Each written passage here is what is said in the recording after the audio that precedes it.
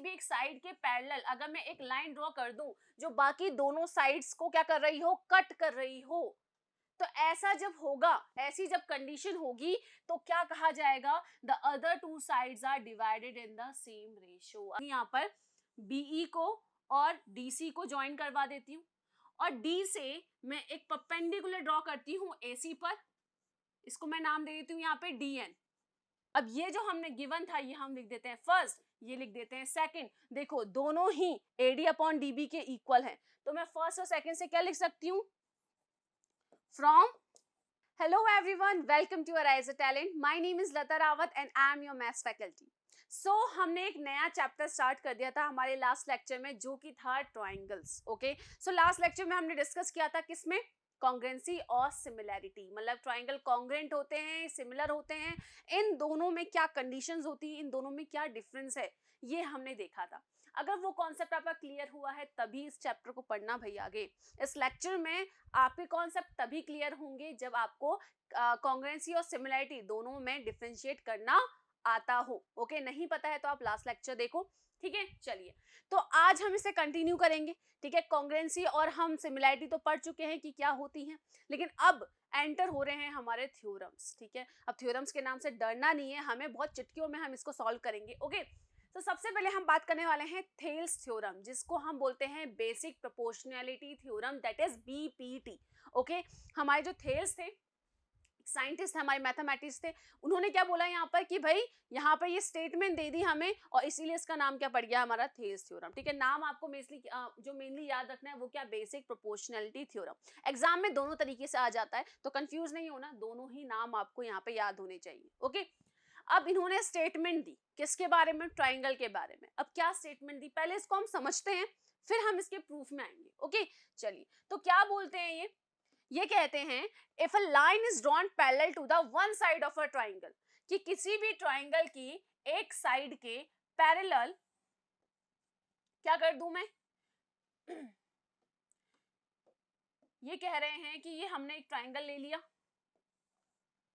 अब इन्होंने क्या बोला कि अगर किसी भी ट्राइंगल की एक साइड के पैरेलल, मैं एग्जांपल ले लेती हूँ भैया, ये बीसी साइड है, इसके पैरेलल अगर मैं एक लाइन ड्रॉ कर दूं, पैरेलल लाइन ड्रॉ कर दूं जो बाकी दोनों साइड्स को क्या कर रही हूं, कट कर रही हूं, दैट इज यहाँ पर मैं डीई लिख देती हूँ। क्लियर हुआ, क्या बोला गया यहाँ पर कि किसी भी ट्राइंगल की किसी भी एक साइड के पैरेलल अगर मैं एक लाइन ड्रॉ कर दूं जो बाकी दोनों साइड्स को क्या कर रही हो, कट कर रही हो, तो ऐसा जब होगा, ऐसी जब कंडीशन होगी तो क्या कहा जाएगा, the other two sides are divided in the same ratio. अगर ऐसा होता है तो जो दोनों साइड कट हुई हैं, जिस पॉइंट पर वो कट हुई हैं वो सेम रेशियो में कट हुई होंगी। जैसे कि मैं यहाँ लिख देती हूँ क्या, that is AD upon DB जो होगा वो किसके इक्वल होगा, एई अपॉन ईसी के। क्लियर है। फॉर एग्जाम्पल जैसे कि ये 2:1 में अगर डिवाइड हुआ है तो ये भी 2:1 में ही क्या होगा, डिवाइड होगा।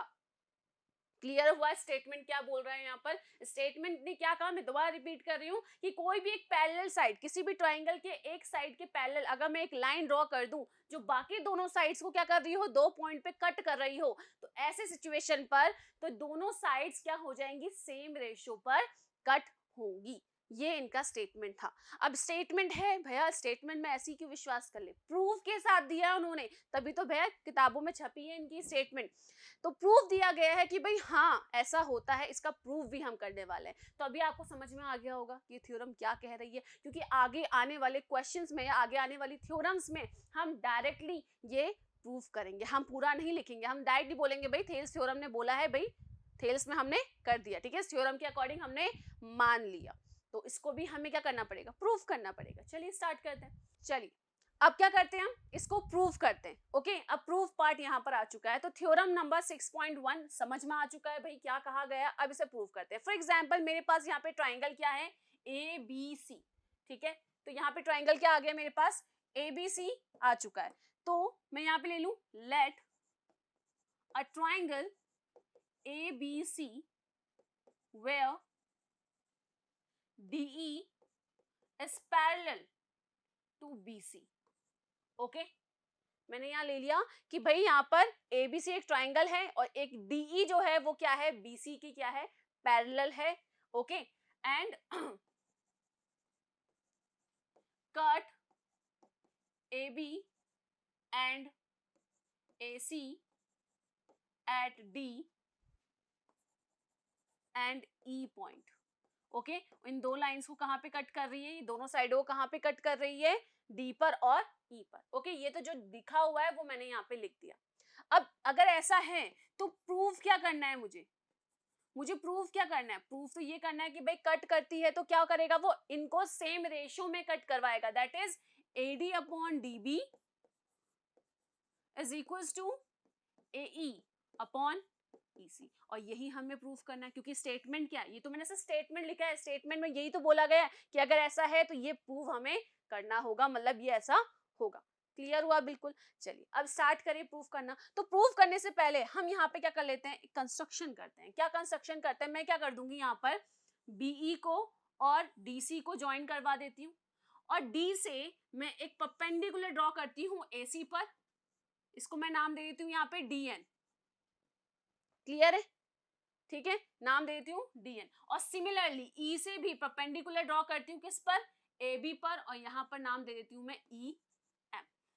क्लियर हुआ, मैंने क्या कंस्ट्रक्ट किया है यहाँ पर, इसको हम लिख भी देते हैं. ओके, तो let draw what BE and CD.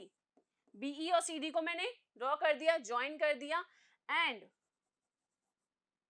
EM perpendicular to AB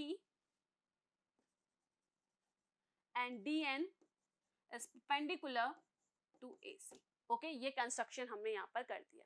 ठीक है, चलिए अब आते हैं यहाँ पर. So we know area of triangle. Area of triangle क्या होता है, half into base into height, यही होता है. एरिया ऑफ ट्राइंगल क्या होता है, half into base into height. जैसे कोई भी अगर ट्राइंगल है, ठीक है, कोई भी ट्राइंगल है तो उसका बेस और ये होती है हाइट, जो उस पे 90 डिग्री का एंगल फॉर्म करती है. क्लियर हुआ. चलिए, तो अगर मैं यहाँ पर एरिया निकालू, कौन सा एरिया, एरिया ऑफ ट्राइंगल यहाँ पर ADE. ध्यान देना, मैं कौन सा ट्राइंगल ले रही हूँ, ADE.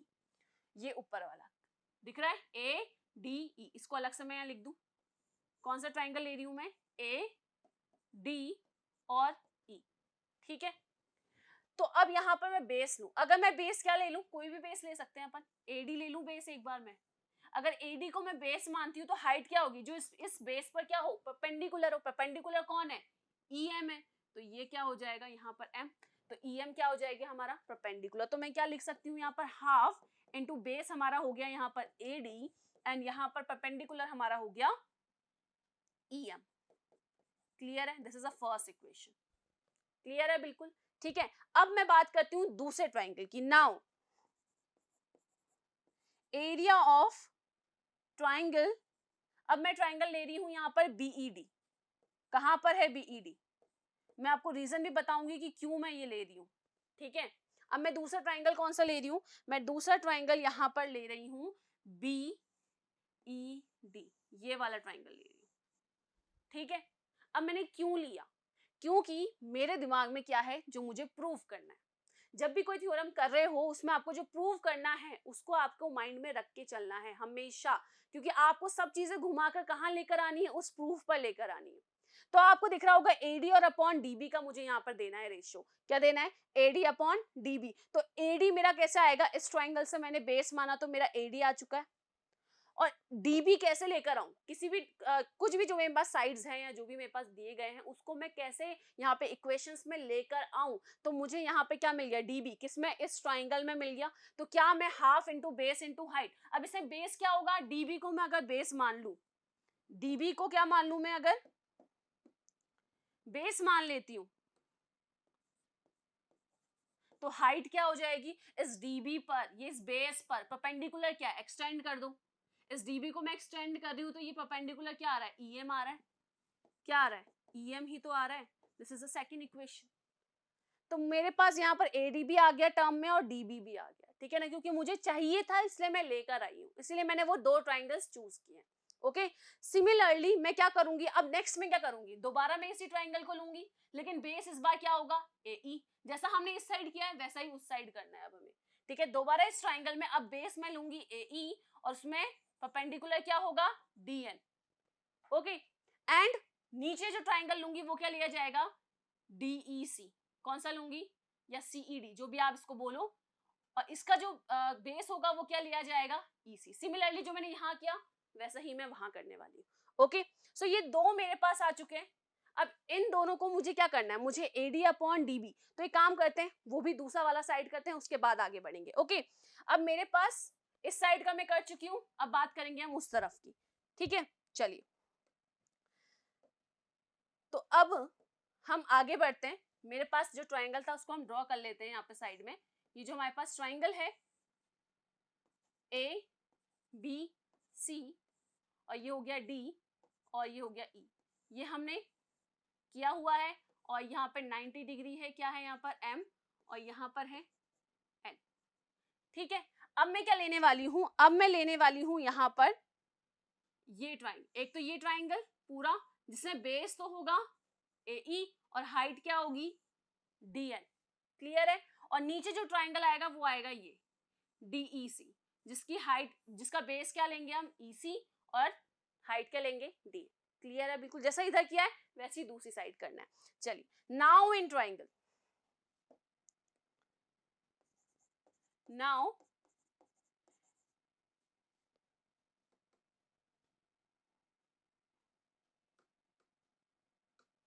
Now area of triangle ADE, क्या मैं ये लिख सकती हूँ, हाफ इंटू बेस। अब बेस क्या ले रही हूं मैं, AE ले रही हूँ, ठीक है, जो मुझे चाहिए AE, एंड यहाँ पे परपेंडिकुलर क्या हो जाएगा, DN, क्लियर हुआ। This is the third equation. And area of triangle कौन सा ले, अब हम ट्राइंगल यहाँ पर DEC, नीचे वाला ट्राइंगल, ठीक है, कौन सा लेंगे हम, DEC, which is equal to the half into base, base क्या ले लें हम EC, और हाइट क्या ले लें वापस हम DN, सेम वही कंडीशन है, क्लियर हो गया। This is a fourth equation, ठीक। चलिए, अब अगर now from first and second equation, first and second equation को मैं अगर अपॉन में लिख दूं यहाँ पर, area of triangle ADE upon area of triangle BED, तो मेरे पास क्या बचेगा, यहां पर था हाफ इंटू बेस क्या था हमारा AD, और हाइट हमारी पास क्या थी यहाँ पर EM, और यहाँ पर था हाफ इंटू बेस हमारे पास यहाँ पे क्या था DB, और हाइट क्या थी EM। इसको मैं सॉल्व करूंगी तो मेरे पास क्या आ जाएगा, AD/DB। This is the fifth equation, यही है, क्लियर है बिल्कुल। नेक्स्ट, अब मैं लेती हूँ थर्ड फोर्थ में। Now from equation third and fourth, third fourth equation से मैं क्या कर सकती हूँ, इसे भी अपॉन में ले लूं। अगर अपॉन में लूंगी तो मेरे पास क्या बचेगा, ये दोनों कैंसिल, ये दोनों कैंसिल, क्या बचेगा AE/EC, यही बचेगा। तो हम यहां पर लिख सकते हैं area of triangle ADE upon area of triangle DEC is equal to, क्या आ जाएगा, डायरेक्ट हम लिख दें AE/EC, यही आ जाएगा। दिस इज द सिक्स्थ जो है इक्वेशन। अब ले तो आए, अब आप देखो वापस आप प्रूफ में जाओगे तो प्रूफ में आपने देखा था AD/DB था और AE/EC था, और हम दोनों लेकर आ चुके हैं AD/DB एंड AE/EC, लेकिन इन दोनों को भी क्या करना है, हमें आपस में इक्वल करना है। कैसे करें इक्वल, तो आप देखो इसके सामने यहाँ पर एरिया ऑफ ट्राइंगल ADE है, देखो यहाँ पे भी ट्राइंगल एरिया ऑफ क्या है ADE है, ठीक है, लेकिन डिफरेंट क्या है, यहाँ पर है BED और यहाँ पर क्या है DEC, यही तो डिफरेंस है। इन दोनों को बराबर करना है तो इनके सामने वालों को बराबर करना पड़ेगा, बराबर करना पड़ेगा तो ऊपर का तो सेम ही है, तो नीचे वाले बराबर करने पड़ेंगे डिनोमिनेटर में जो है, जो कि है BED और DEC। अब आप आ जाओ वापस ट्राइंगल में, तो अगर आप ट्राइंगल को ध्यान से अगर देख रहे होंगे, इन दो ट्राइंगल्स की अगर मैं बात करूं, कौन से ट्राइंगल्स की, इन दो ट्राइंगल की अगर मैं बात करती हूं, इन दो ट्राइंगल्स की, एक तो हो गया डी ई सी और एक हो गया डी, ये बी ई डी, इन दो ट्राइंगल की, ये वाला ट्राइंगल और एक ये वाला ट्राइंगल। ओके अब इन दोनों को मुझे इक्वल करना पड़ेगा, इन दोनों को इक्वल कर दिया तो मतलब मेरा ये प्रूफ हो जाएगा। अब इन दोनों को इक्वल कैसे किया जाए, तो आप यहाँ पर ध्यान से देखो, इन दो ट्राइंगल्स को ध्यान से देखो, ठीक है। अब आप यहाँ पर क्या करेंगे, हम पैरेलल लाइंस की प्रॉपर्टीज यहाँ पर हम देखने वाले हैं। यहाँ पे ट्राइंगल्स की प्रॉपर्टीज या आपने पहले पढ़ा हुआ है अर्लियर क्लासेस में, उसी को हम यहाँ यूज में लेने वाले हैं। क्या चीज, देखो ये दोनों ही ट्राइंगल्स दो पैरेलल लाइंस के बीच में बनी हुई है, डीई और बीसी। क्या ये दोनों ही ट्राइंगल डीई और बीसी के अंदर बनी हुई है, इन दोनों के बीच में लाई करती है। साथ ही साथ दोनों ट्राइंगल का जो बेस है वो सेम है। देखो डीई डीई इस ट्राइंगल में भी है, डीई उस ट्राइंगल में भी है। तो कोई भी दो ट्राइंगल अगर सेम पैरेलल लाइंस के बीच में लाई करती है और उनका बेस भी क्या हो, कॉमन हो, तो वो दोनों ट्राइंगल्स क्या होते हैं, सेम होते हैं। उन दोनों का एरिया क्या होता है, हमेशा सेम होता है। बस यही प्रॉपर्टी हम क्या करने वाले हैं, यूज में लेने वाले हैं। तो मैं क्या लिख सकती हूं यहाँ पे, मैं लिख सकती हूं इधर, सो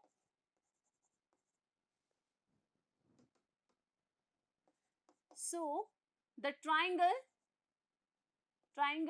BED एंड ट्राइंगल, दूसरा ट्राइंगल हमारे पास क्या था यहाँ पर, BED हो गया and DEC, BED and triangle DEC are lie between the same parallel lines, जो कि क्या है, DE एंड BC। क्लियर है यहाँ पर, ठीक है, कि दोनों ही ट्राइंगल सेम पैरेलल लाइंस के बीच में लाई करती है, कौन से, DE and BC, and having same base, और इनका बेस भी क्या है, सेम, क्या है वो, DE। क्लियर है।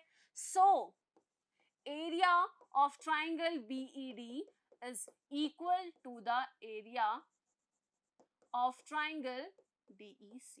तो हम ये बोल सकते हैं कि अगर ऐसा है तो यहाँ पर ये दोनों ट्राइंगल्स आपस में क्या होंगे, इक्वल होंगे। इन दोनों का एरिया जो होगा वो आपस में क्या होगा, इक्वल होगा। This is the seventh equation. Now from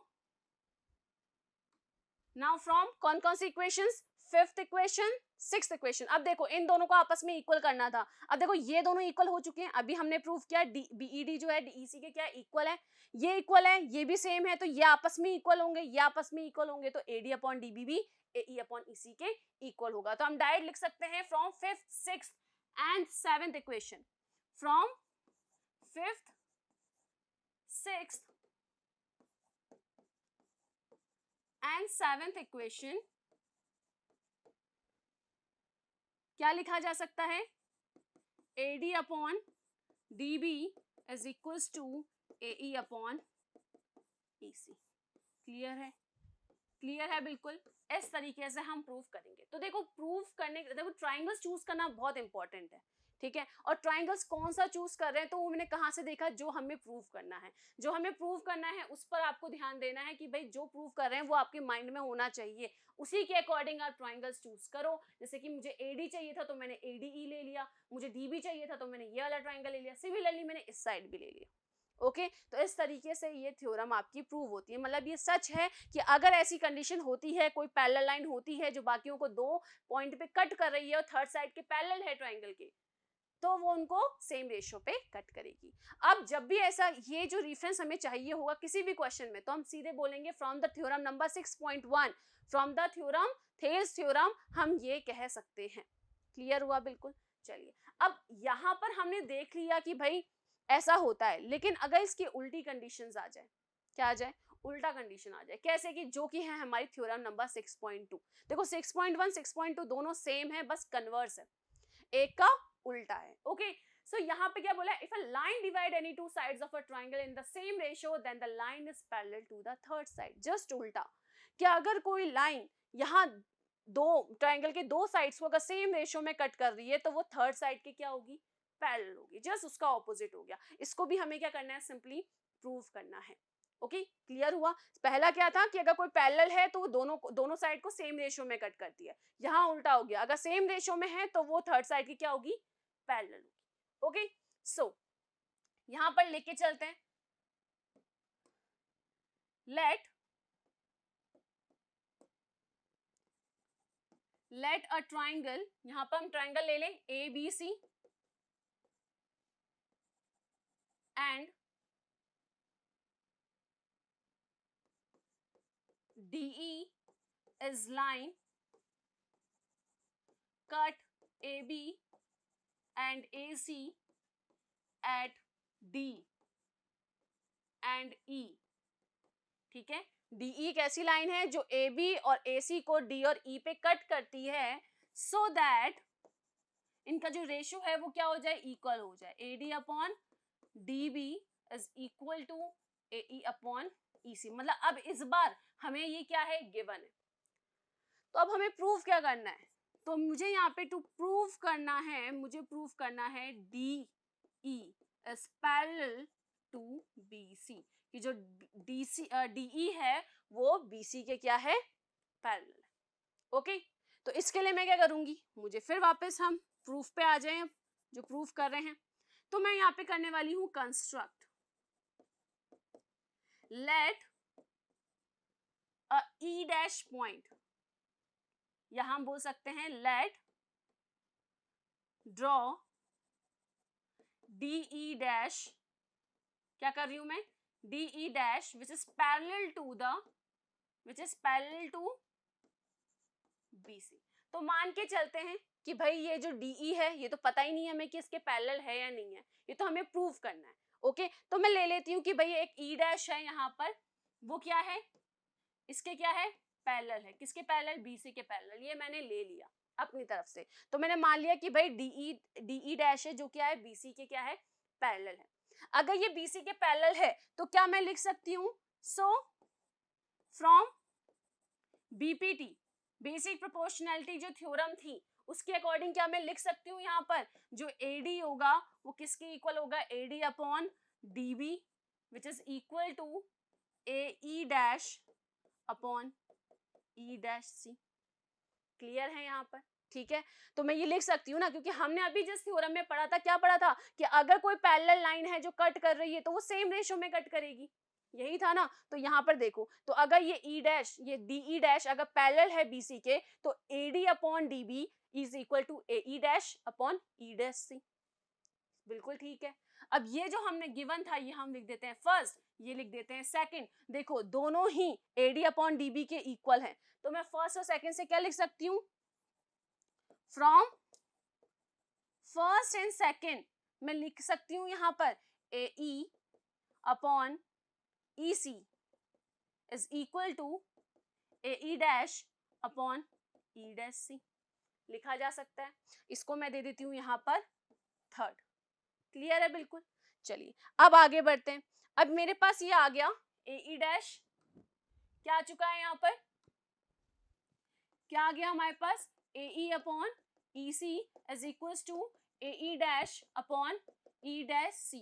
this is the कौन सा क्वेश्चन था, थर्ड। अगर मैं यहाँ पर ऐड कर दूं, ऐड 1 बोथ साइड, दोनों तरफ अगर मैं क्या कर देती हूँ, 1 जो है वो ऐड कर देती हूँ, तो क्या हो जाएगा यहाँ पर, AE upon EC plus 1 is equal to AE dash upon E dash C plus 1। इसको ले लो यहाँ पर एलसीएम, तो हो जाएगा AE plus EC upon EC and then यहाँ हो जाएगा AE dash plus E dash C upon E dash C। Clear है, ठीक है। लेकिन अभी हमने ट्राइंगल में यहाँ पर देखा है भाई, हमने यहीं पे तो देखा है, ये हो गया हमारा A, ये हो गया B, ये C, ये E डैश है, ये D है। तो यहाँ पर आप देखो AE और EC, AE कहाँ पर है, यहाँ पर है। AE अपॉन EC क्या बन जाता है, AC बन जाता है। तो मैं इसको लिख सकती हूँ AC upon EC equals to AE dash plus E dash C। AE dash और E डैश C मिलकर क्या बना देंगे वापस से, AC अपॉन नीचे क्या आ जाएगा E डैश C। इसको कर दो क्रॉस मल्टीप्लाई, देखो AC से AC कट और यहाँ पे लास्ट में मेरे पास मिल जाएगा EC इक्वल्स टू क्या आ जाएगा E डैश C। सो EC क्या हो जाएगा E डैश C के बराबर, ठीक है। अब इसका मतलब क्या निकला है यहाँ से, C से E तक की दूरी और C से E डैश तक की दूरी, ये दोनों क्या है इक्वल है। इक्वल है मतलब ये E डैश और E ये दोनों अलग अलग पॉइंट नहीं है, ये दोनों एक ही पॉइंट है। और हमने माना था कि भाई DE डैश क्या है पैरेलल है, यही मान के तो चल रहे थे। दैट मींस कि ये DE भी क्या होगा पैरेलल, मतलब ये दोनों पॉइंट एक ही है और DE क्या हो जाएगा पैरेलल टू क्या हो जाएगा BC हो जाएगा। सो हम यहाँ लिख सकते हैं E dash and E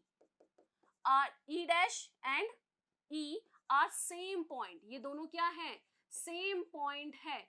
so DE is parallel to BC। यही तो हमें क्या करना था, हैंस प्रूफ करना था, यही तो प्रूफ करना था कि अगर पैरेलल है तो ये दोनों क्या हो सॉरी दोनों अगर सेम रेशियो में कट कर रहे हैं तो यहाँ पर क्या हो जाएगा ये दोनों पैरेलल होंगे। क्लियर हुआ बिल्कुल। तो हम उसी अकॉर्डिंग चलते रहे और लास्ट में हमने क्या देखा कि भाई ये तो दोनों क्या है सेम पॉइंट है। सेम पॉइंट है मतलब कि ये क्या हो जाएंगे आपस में पैरेलल हो जाएंगे। क्लियर हुआ बिल्कुल। सो ये दो थ्योरम्स हमने यहाँ पर देख ली। अब इन दो थ्योरम्स जो हमने देखी है यहाँ पर, अब पहला थ्योरम था हमारा थेल्स थ्योरम, सेकंड जो थ्योरम थी हमारी कौन सी थ्योरम थी यहाँ पर, इसकी कन्वर्स थ्योरम, ठीक है। बीपीटी की कन्वर्स थ्योरम है जिस इसका उल्टा है, कुछ ज्यादा नहीं है, बस हमें उल्टा दिमाग लगाते चलना है, ठीक है। अब इस पर बेस्ड हम यहाँ पर एक एग्जाम्पल कर लेते हैं। ओके चलिए, तो देखिए यहाँ पर क्या है, ABCD is a trapezium with AB is parallel to DC। क्या बोला गया है, चलिए अब इसको थोड़ा सा हम स्पीडली करेंगे क्योंकि अब समझ में तो आ चुकी है थ्योरम। ओके चलिए, तो ABCD क्या है, एक ट्रेपेजियम है, तो हम यहाँ ले लेते हैं ABCD where AB is parallel to CD। तो ये मेरे पास आ गया ट्रेपेजियम ABCD जिसमें AB जो है वो CD के पैरेलल है। E and F are the points on non-parallel sides AD and BC respectively। AD और BC पर दो पॉइंट आ गए हैं, कौन कौन से, E and F, ठीक है। क्या बोला गया है, जो नॉन पैरेलल साइड है वहां पे दो पॉइंट है E and F जो AD और BC पर आ चुके हैं, and such that EF is parallel to AD। और कुछ इस तरीके से आए हैं कि जो EF है वो किसके पैरेलल बता दिया, AB के पैरेलल बता दिया। लेकिन हमको पता है कि भाई AB तो क्या है CD के पैरेलल है, तो ये तीनों ही आपस में क्या हो जाएंगे, पैरेलल हो जाएंगे। अगर दो लाइंस किसी सेम लाइन के पैरेलल हो तो तीनों ही लाइन, वो दोनों ही लाइन आपस में भी क्या होती है, पैरेलल होती है। इसका मतलब जो CD है वो AB के पैरेलल है, जो EF है वो भी AB के पैरेलल है, मतलब ये भी इसके पैरेलल है, ये भी इसके पैरेलल है, तो ये दोनों आपस में भी क्या होंगी, पैरेलल होंगी। क्लियर है बिल्कुल, ठीक है। चलिए शो क्या करना है, हमें शो करना है AE upon ED is equal to BF upon FC। कहां पर है ये, AE upon ED is equal to BF upon FC, जैसा कि हमने ट्राइंगल में किया था, लेकिन यहां तो आ गया है ट्रेपेजियम। चलिए इसको भी हम प्रूफ करेंगे। सो तो हम क्या लिखते हैं यहाँ पर, सो EF is parallel to AB and CD is parallel to AB। दोनों ही क्या है आपस में पैरेलल है। सो लास्ट में हम लिख सकते हैं यहाँ पर EF is parallel to CD। Clear है, यहाँ पर ये भी इसके पैरेलल है, ये भी इसके पैरेलल है, तो वो भी आपस में पैरेलल होंगे। अब मैं यहाँ पे क्या करने वाली हूँ, कंस्ट्रक्शन करने वाली हूँ। क्या करें, थोड़ा सा हम कंस्ट्रक्शन कर लें, कुछ अपनी तरफ से भी पुट करें, ठीक है ना, पूरा क्वेश्चन ही थोड़ा देगा हमको। तो मैं यहाँ पे क्या करती हूँ, मैं यहाँ पर एक लाइन A को C से जोड़ देती हूँ। क्या कर रही हूँ, मैं A को C से जोड़ रही हूँ और यहाँ पर जिस पॉइंट पे ये EF को कट कर रहा है उसको मैं पॉइंट बोल देती हूँ G। क्या पॉइंट बोल देती हूँ, G पॉइंट बोल देती हूँ। ओके सो कंस्ट्रक्शन क्या है, जॉइन AC एंड यहां पर एक पॉइंट आ गया विच कट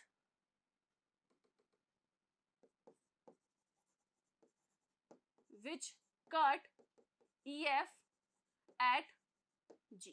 क्लियर हुआ बिल्कुल, ठीक है। चलिए ये कंस्ट्रक्शन हो गया। अब आते हैं हम प्रूफ पे। तो we know that now in triangle, अब मैं सबसे पहले इस ट्राइंगल की बात कर रही हूँ, कौन सा ट्राइंगल हमारे पास, ADC. Now in triangle ADC, अब एडीसी में देखो ये जो ईएफ है ये पैरेलल है किसके, सीडी के, तो ईजी भी क्या होगा, सीडी के पैरेलल होगा। ऑफ कोर्स सी बात है, ये पूरी लाइन पैरेलल है डीसी के, जो हमने पहले लिख चुके हैं। ईएफ जो है वो पैरेलल है सीडी के, तो ईजी भी क्या होगा, सीडी के पैरेलल होगा, वो भी तो उसी लाइन का हिस्सा है। ओके, सो यहाँ पर मैं लिख सकती हूँ in triangle this EG is parallel to CD.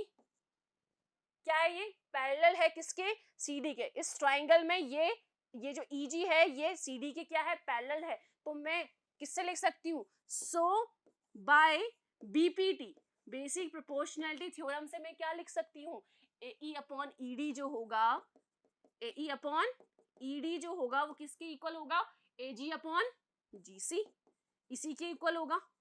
सही है, बिल्कुल ठीक है। चलिए इसको मैं डाल देती हूँ question number 1।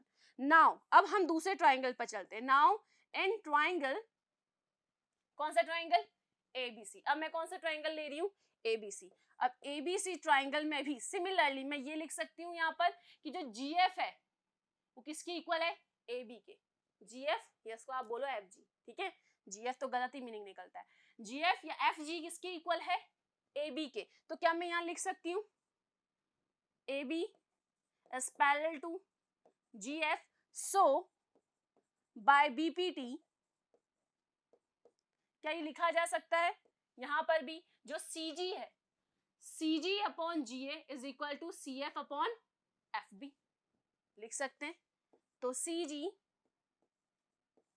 Upon GA is equal to CF upon FB। This is the second equation. Clear हुआ, बिल्कुल। अब आप यहां ध्यान दीजिए, इसको मैं उल्टा कर दूं, जो ये मेरे पास है इक्वेशन, इसको मैं क्या कर देती हूँ, रिवर्स कर देती हूँ। तो चलिए इसको रिवर्स कर देते हैं, यहीं पर हम लिख देते हैं, इसे अगर मैं इस तरीके से लिख दूं GA, या मैं इसको लिख देती हूँ AG भी लिखा जा सकता है, GA upon CG is equals to BF upon FC। ठीक है, यहाँ पे ध्यान देना, यहाँ पे कुछ भी नहीं किया हुआ है, यहाँ पे बस मैंने इस FB को BF बोलो या FB बोलो, दोनों चल जाएगा। ठीक है, लेकिन हमें यहाँ पे जो प्रूफ करना है उसके अकॉर्डिंग चलना है, तो हम उसी अकॉर्डिंग यहाँ पे नेम रखेंगे। यहाँ पे भी हम FC कर देते हैं। ओके, वो भी सही है और ये भी सही है। क्लियर है, बिल्कुल। मैंने उल्टा पुल्टा कर दिया, CG नीचे आ गया, अच्छा यहाँ पे GG लिख दिया हमने, यहाँ पर है CG अपॉन GA AG जो भी लिखना चाहे। ठीक है, CG अपॉन AG था, इसको भी उल्टा कर दिया, AG upon CG just reverse कर दिया, ये भी BF ऊपर चला गया, FC नीचे आ गया। This is the third equation. Now अब आप यहाँ देखो, इधर देखना क्या चीज है यहाँ पर, ये भी AG अपॉन क्या है, GC है, ये भी AG अपॉन क्या है, GC है, CG है GC है। ठीक है ना, ये दोनों क्या है, इक्वल है, और ये इसकी इक्वल है, ये इसकी इक्वल है, तो ये आपस में भी क्या हो जाएंगे। तो फर्स्ट और थर्ड थ्योरम से मैं क्या लिख सकती हूँ, AE अपॉन ED किसके इक्वल हो जाएगा, BF upon FC। Now from first and third equation, first and third equation से क्या लिखा जा सकता है, AG अपॉन, देखो ये जो है AE अपॉन ED इसके इक्वल है, और यही किसके इक्वल है, BF अपॉन FC, तो तीनों आपस में क्या हो गए, इक्वल हो गए। तो मैं यहां से क्या लिख सकती हूँ, AE upon ED is equal to BF upon FC। So यही हमें क्या करना था, प्रूव करना था, यही प्रूव करना था, AE upon ED is equal to BF upon FC। इस तरीके से प्रूव होगा। अब सिंपली देखो, हमने बीपीटी थ्योरम पढ़ी ना, अब वो बीपीटी थ्योरम सीधे हमने यहाँ पे रेफरेंस ले लिया, भाई हमने बेसिक प्रोपोर्शनलिटी थ्योरम के अकॉर्डिंग लिख दिया कि अगर पैरेलल है तो हम ये लिख सकते हैं। ऐसे ही सारे क्वेश्चन में थ्योरम एक बार आप समझ जाओ तो उसके अकॉर्डिंग बस आपको रेफरेंस लेना, अब आपको पूरी कथा नहीं लिखनी कि भाई इससे ऐसा हुआ, इससे ऐसा हुआ, सिंपल बोलना है कि भाई थ्योरम के अकॉर्डिंग ऐसा है, इसलिए वो थ्योरम्स बहुत इंपॉर्टेंट है। तो आज हमने जो दो थ्योरम्स पढ़ी हैं और उससे रिलेटेड एक हमने यहाँ क्वेश्चन भी कर लिया है। अब इसको आप बहुत ही ध्यान से दोबारा इसको समझो, ठीक है, ये दोनों थ्योरम्स क्या थी, लेकिन अभी यहाँ पे खत्म नहीं हुआ है। तो ये तो अभी तक हमने सिर्फ बेसिक प्रोपोर्शनलिटी थ्योरम और उसका कन्वर्स थ्योरम हमने देखा है, लेकिन हमारा एक टॉपिक है जो कि क्या है, criteria for the similarity of triangle. Triangle similar होने के जो क्राइटेरियाज है उन पर भी बेस्ड थ्योरम्स हैं जो हम अब कंप्लीट करेंगे हमारे नेक्स्ट लेक्चर में। तो मिलते हैं नेक्स्ट क्लास में। Thank you.